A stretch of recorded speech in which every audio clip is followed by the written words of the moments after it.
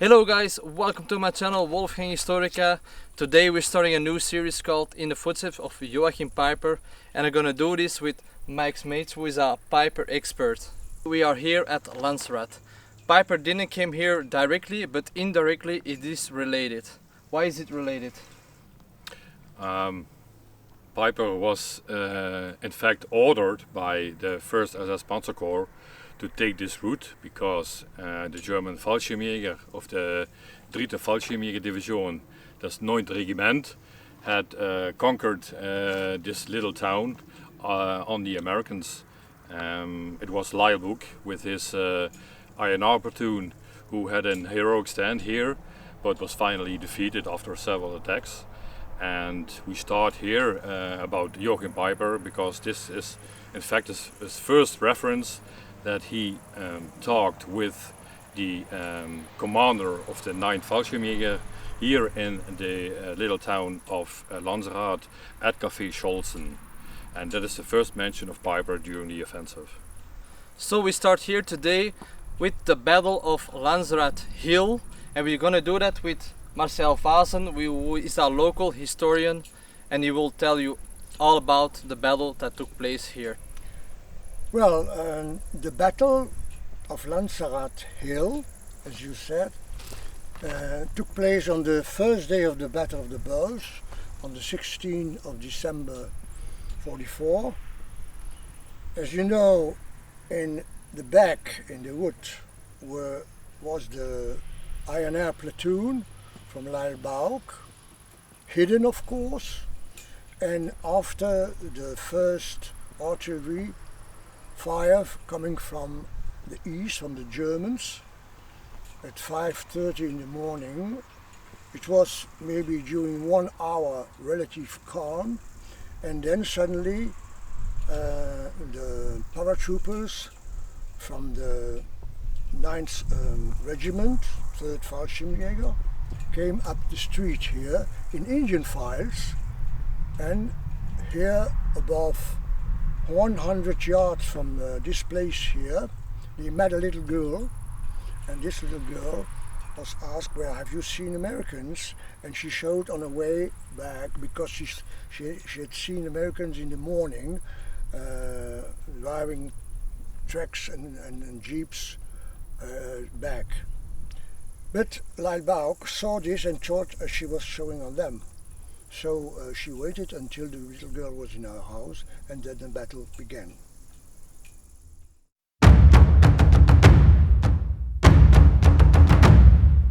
Behind us you see the wood where Lylebuk, Lieutenant Lylebuk and his platoon was.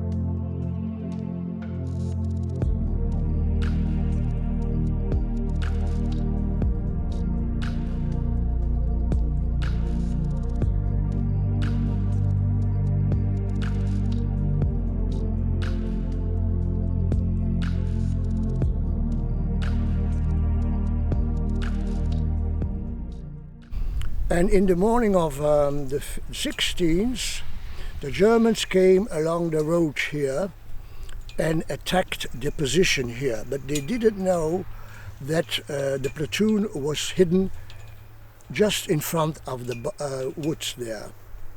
So it took the whole day, and none of them were killed. But on the other side, on the German side of course, there were lots of German paratroopers killed and wounded, and they lay on the ground there. So in the evening of the 16th, the Germans could attack behind the position, and because the Americans, they had only their own weapons and they were out of ammunition. So it was finished for them. And then from here they were taken as prisoners of war to a cafe in the village. Well, if you look there, you see on the other side of the horizon line Germany, so the east side. From there in the morning the artillery shoot on different positions, but not only here, on all the places between Monschau and the Luxembourgish border. The infantry, the paratroopers, came along that road here, you see, and they stopped the little girl here, asked, and then the attack came here over.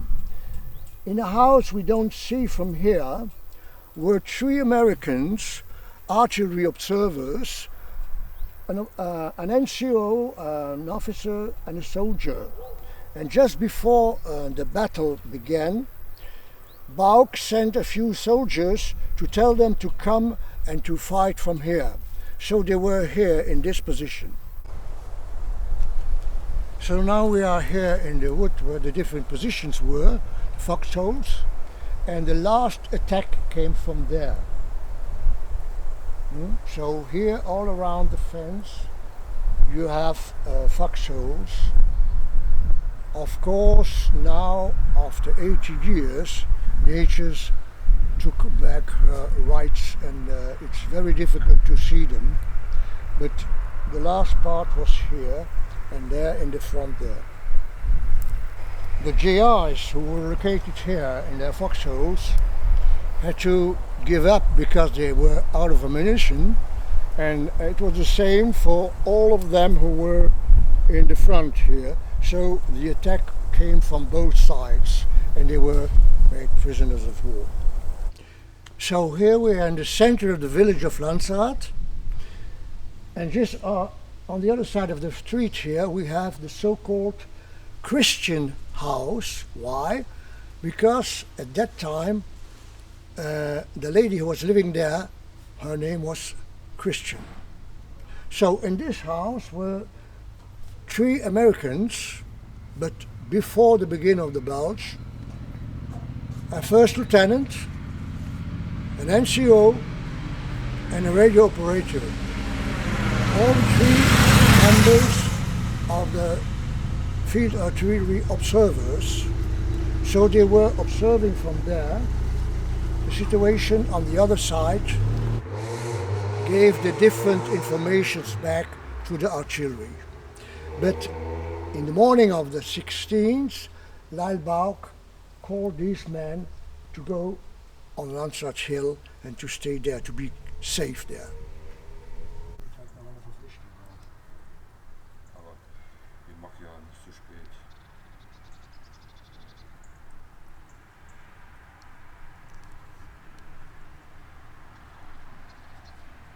The prisoner of war, so Lyle Bauck and his soldiers, with the paratroopers, the German paratroopers,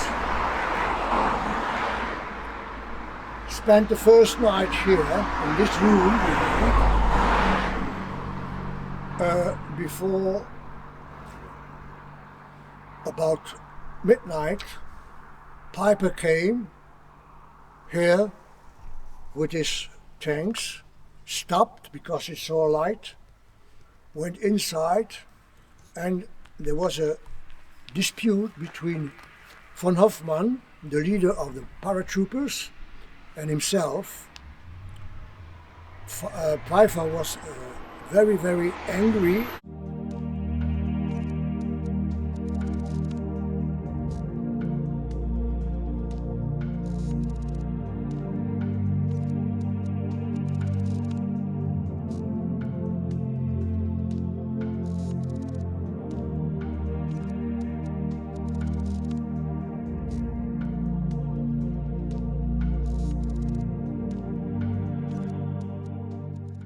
About the situation because he thought the paratroopers were far away.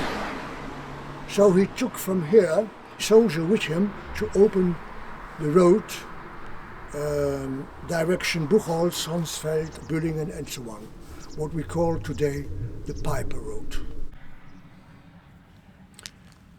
So in the night from the 16th to the 17th, Joachim Peiper, as Sturmbannführer, came with his tanks that way here, this road, saw a little light here, stopped his tank, went inside and had the big dispute with von Hoffmann, the leader from the German paratroopers.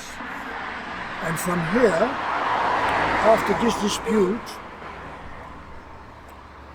he went further, maybe 100 yards from here, stopped in a cafe called Cafe Town, spent a few hours with his officers there, analyzing cards, and then at about 5:30 in the morning, movement, direction, Buchholz, Honsfeld and so on.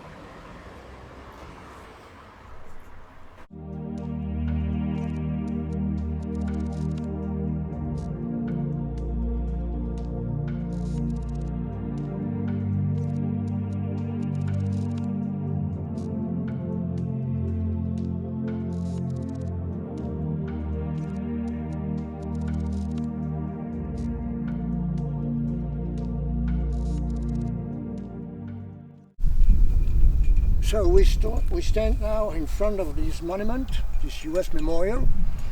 This memorial has a double function. In the front you have the beginning from the Belge, so on the 16th of December, and on the back you have the liberation of the village Lanzerath. This monument was inaugurated by Bill Myers. Bill Myers was the chairman from the association from the 99th Infantry Division, and this was 2004. The same time Alex Kirchhoff wrote his book, or published his book.